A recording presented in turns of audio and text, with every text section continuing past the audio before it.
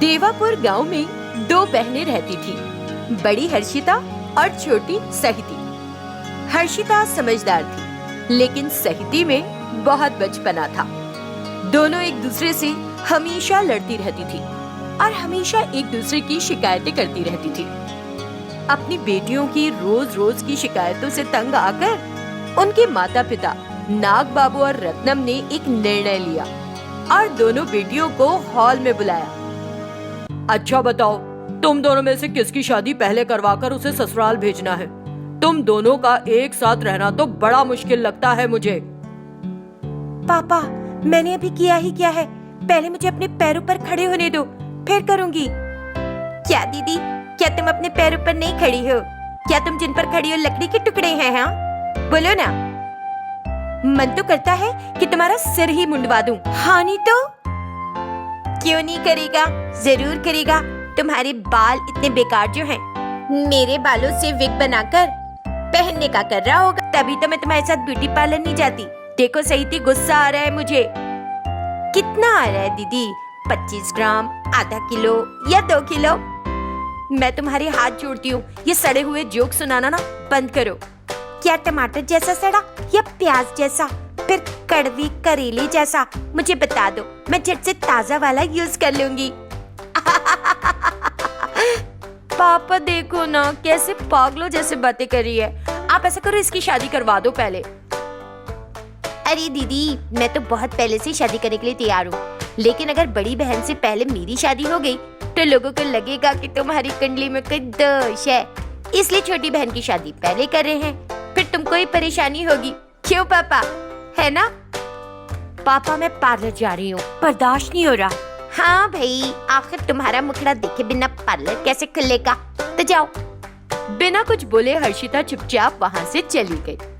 ये देखकर सहिती हंस पड़ी। क्या सहिती, तुम क्यों अपनी बहन को इस तरह चिढ़ाती रहती हो? देखो, गुस्से में चली गई ना वो। ये गलत है बेटा। कहाँ गई है पापा? हमारी ब्यूटी पार्लर ही तो गई है। मैं भी जाऊंगी वहाँ तो अब। उसने ऐसा कहा और वो भी वहाँ से चली गई। वहाँ हर्षिता ने ब्यूटी पार्लर खोला जो उसी के नाम पर था। फिर उसने पार्लर की सफाई की और हाथ जोड़कर प्रार्थना की। तभी सहिती वहाँ आ गई। अरे मुझे भी नमस्कार करो, इससे तुम्हें बहुत फायदा होगा। देखना, बाकी सारे ब्यूटी पार्लर बंद हो जाएंगे, बस तुम ही नोट कमाओगी। तुम्हारी जुबान कुछ ज्यादा ही तेज चलने लगी है। अच्छा होगा इस पर थोड़ा ब्रेक लगाओ। मैं बाजार जा रही हूँ, कुछ सामान लाना है। हर्षिता चली गई और अब सिर्फ सहिती ही ब्यूटी पार्लर में अकेली थी। कुछ समय के बाद हरिका नाम की एक महिला ब्यूटी पार्लर में आई। बताइए मैडम, क्या करवाना है? ये हर्षिता ब्यूटी पार्लर ही है ना? है तो कहिए ना। मुझे नेल पॉलिश लगवानी थी। बिल्कुल मैडम, आप बैठिए ना, मैं अभी नेल पॉलिश करने का सामान लेकर आती हूँ। उसने ऐसा कहा और अंदर चली गई। हरिका कुर्सी पर बैठ गई। 2 मिनट के बाद सहिती एक छोटा सा डिब्बा लेकर आई और हरिका के सामने रख दिया। उसने डिब्बे में से ब्लेड, ब्रश, चाकू और कैंची जैसी चीजें निकाली। हरिका उन चीजों को अजीब तरह से देखने लगी और उसने सहिती से पूछा, ये सब काटने वाली चीजें क्यों लाई हो तुम? आपने नेल पॉलिश करने को ही कहा है ना? हाँ, लेकिन नेल पॉलिश के लिए इन सब चीजों की क्या जरूरत है? क्यों नहीं? जब हम सुनार की दुकान पर अपनी चेन पॉलिश करवाने के लिए जाते हैं तो निकाल कर उसे अपनी चेन देते हैं, तभी तो वो उसे पॉलिश करता है ना, है कि नहीं? हाँ हाँ, तो वैसे ही अगर आपको अपने नेल्स पॉलिश करवाने हैं तो आपको भी अपने नाखून काटकर मुझे देने होंगे। मैं उन्हें पॉलिश करके आपको लौटा दूंगी। बस इतना सा ही तो काम करना है मुझे अपना काम पता है। क्या तुम पागल हो? क्या ऐसे नेल पॉलिश किए जाते हैं?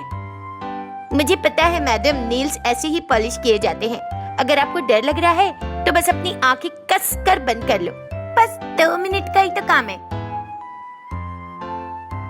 जैसे ही सहिती ने काटने वाला ब्लेड हाथ में लिया, हरिका के होश उड़ गए और वो 9-2-11 हो गई। ये देखकर सहिती खूब हंसने लगी। 10 मिनट बाद मेघना नाम की एक महिला वहाँ आई। बताइए मैडम, क्या करवाएंगी? हेयर स्ट्रेटनिंग और क्लीन अप भी कर दोगी? जरूर, बैठिए। मेघना कुर्सी पर बैठ गई और सहिती सभी देवी देवताओं से प्रार्थना करने लगी। हे भगवान, अब बस आप ही मुझे बचा सकते हो। उसने मनी मन में भगवान को याद किया और सबसे पहले मेघना का चेहरा धोया। उसे पता नहीं था कि क्लीन अप कैसे करते हैं, तो उसने मेघना के चेहरे पर ब्लीचिंग पाउडर लगा दिया और उसकी आंखों पर खीरे के टुकड़े रख दिए। उसके बाद बालों को सीधा करने के लिए उसने स्ट्रेटनर और कंघी ले ली। अब तक मेघना का चेहरा एकदम काला हो गया था। ये देख सहिती बड़े टेंशन में आ गई और उसने स्ट्रेटनर का तापमान बहुत ज्यादा कर दिया और उसके सारे बाल उड़ गए। क्या मैं अपना चेहरा देख सकती हूँ?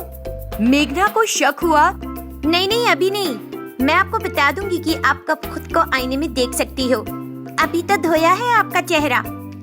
ऐसा बोलकर सहिती ने मेघना को आईना देखने से रोकने की कोशिश की, लेकिन मेघना खुद को रोक नहीं पाई और उसने अपने आप को आईने में देखा। वो चौंक गई। उसका काला चेहरा और आधा मुड़ा सर। सहिती को उसके हाल पर हंसी आ रही थी। ये देखकर मेघना गुस्से से फट पड़ी, गला पकड़ा और उसके गालों पर एक जोर का थप्पड़ जड़ दिया। तभी हर्षिता पार्लर में वापस आ गई।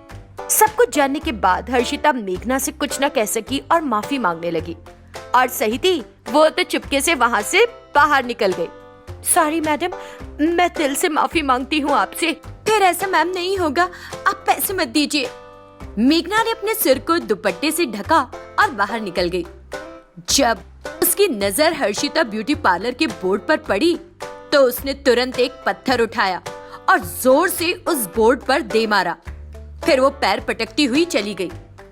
ये सब देखकर हर्षिता ने अपना सिर पकड़ लिया।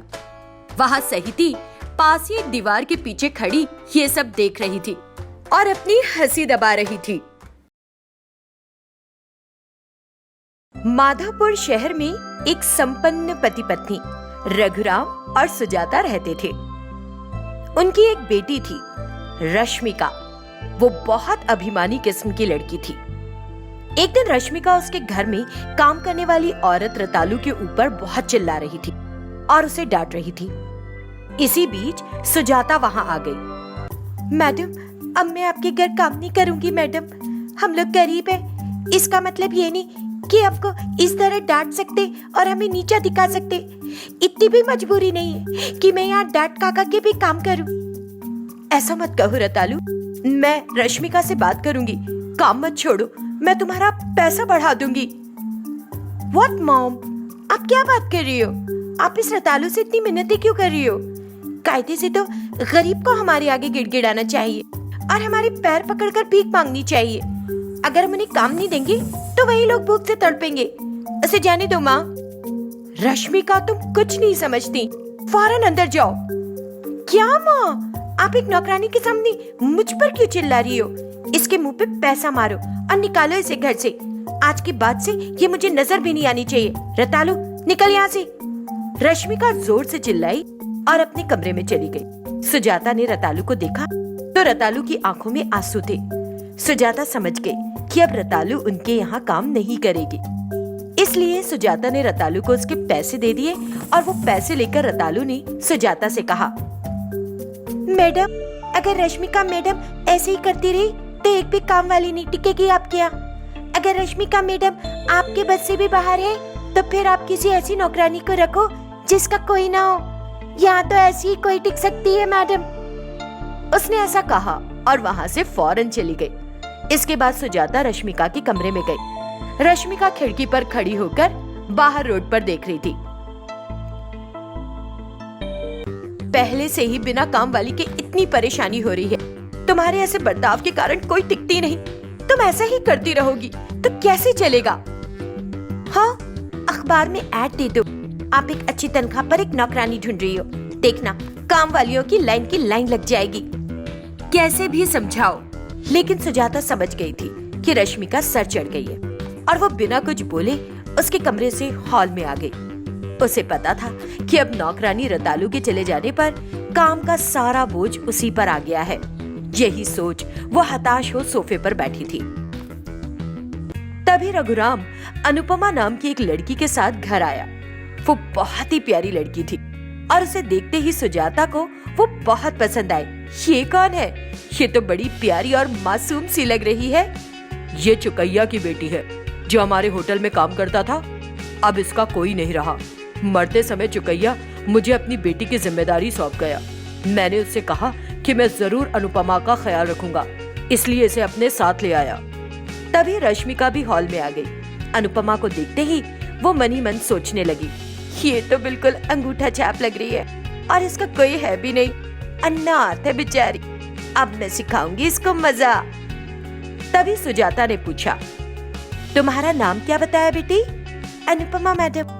मैं सब काम करना जानती, घर का काम, खाना बनाना वगैरह। आप बस मेरे पापा की तरह मेरा ध्यान रखो। मुझे 2 बार खाना दे दो और कपड़े पहनने को दे दो। ठीक है अनुपमा, अगर तुमको कुछ भी चाहिए हो तो झिझकना मत, मुझे बता देना। तुम्हारी जो भी जरूरत होगी मैं देख लूंगी, ठीक है? माँ, आपको परेशान होने की जरूरत नहीं। अनुपमा की जरूरतों का ध्यान मैं रखूं। अरे नहीं बाबा, तुम बस पढ़ो और अपने दोस्तों के साथ समय गुजारो, फिल्में देखो। अगर तुम कहीं बाहर घूमने जाना चाहती हो तो बता देना, मैं दूंगी तुम्हें पैसे। क्या मॉम, मैं तो एक अच्छी लड़की बनने की सोच रही हूँ और आप हो कि मुझे एक वैम बना रही हो। अनुपमा चल मेरे कमरे में आ जा। तुम्हारे कमरे में नहीं बेटा, वो स्टोर रूम में रहेगी। क्या पापा? अनुपमा तो मेरी उम्र की लग रही है, वो वहाँ अकेले स्टोर रूम में क्यों रहेगी? मैं उसे अपने कमरे में ले जाती हूँ, कोई परेशानी नहीं होगी। अनुपमा अपना बैग लेकर मेरे कमरे में आ। रश्मिका ने कहा और अपने कमरे में चली गई। रघुराम और सुजाता अपनी बेटी को साफ साफ ना नहीं कह सके।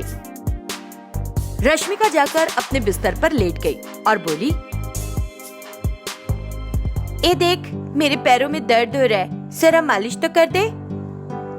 अनुपमा बिना एक भी शब्द बोले रश्मिका के पैरों की मालिश करने लगी।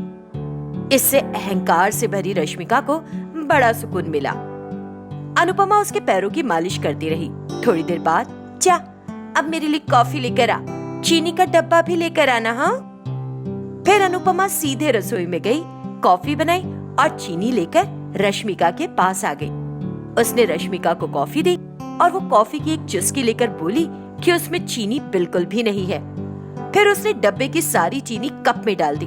अनुपमा को ये देखकर अजीब सा लगा, लेकिन उसे ये नहीं पता था कि रश्मिका उसे ही वो कॉफी पीने के लिए कहने वाली है। अब तू ये कॉफी खत्म कर, नहीं तो तेरी बहुत पिटाई होगी। हाँ, तेरा और तो कोई है नहीं, इसलिए ध्यान रखना कि तेरे लिए यही अच्छा होगा कि जो कहा जाए चुपचाप कर। और अनुपमा बेचारी चुपचाप वो खूब सारी चीनी मिलाई हुई कॉफी पी गई। बड़ी मुश्किल से उसने वो कॉफी खत्म की। जैसे जैसे दिन बीत रहे थे, घमंडी रश्मिका अनुपमा को और सताने लगी थी। एक दिन उसने जानबूझकर कार पर चाय डाल दी और बाद में अनुपमा को बुलाकर उससे कार धोने के लिए कहने लगी। अब अनुपमा मना तो कर नहीं सकती थी, इसलिए वो जाकर पानी से भरी बाल्टी लाई और कार धोने लगी। उसे काम करते देख रश्मिका बोली, ठीक से कर, चाय के दाग है, अच्छी तरह से चले जाने चाहिए, नहीं तो तुझे पता है ना कि क्या होगा। रश्मिका उस पर जोर से चिल्लाई। अनुपमा बेचारी डर गई और कार साफ करती रही। अब रश्मिका किसी न किसी बहाने से अनुपमा को बुलाती और उसकी गलतियां निकालकर उस पर हाथ उठा देती। अनुपमा के गाल पर उसके हाथ की मार के निशान रहते थे। रश्मिका मैडम, मुझे अकेला छोड़ दो, मैं कहीं चली जाऊंगी और भीख मांगकर जी लूंगी, लेकिन अब मैं आपके पास नहीं रहूंगी। उसने ऐसा कहा। तभी रघुराम भी वहाँ आ गया और अनुपमा ने अपनी स्थिति के बारे में उसे बताया। आपको जब भी जरूरत होगी साहब, मैं आ जाऊंगी, लेकिन मैं आपके हाथ जोड़ती हूँ, मुझे यहाँ से जाने दीजिए। उसने ऐसा कहा और वहाँ से निकल गई। रघुराम कुछ न बोल सका और चुप बुद्ध बना खड़ा रह गया।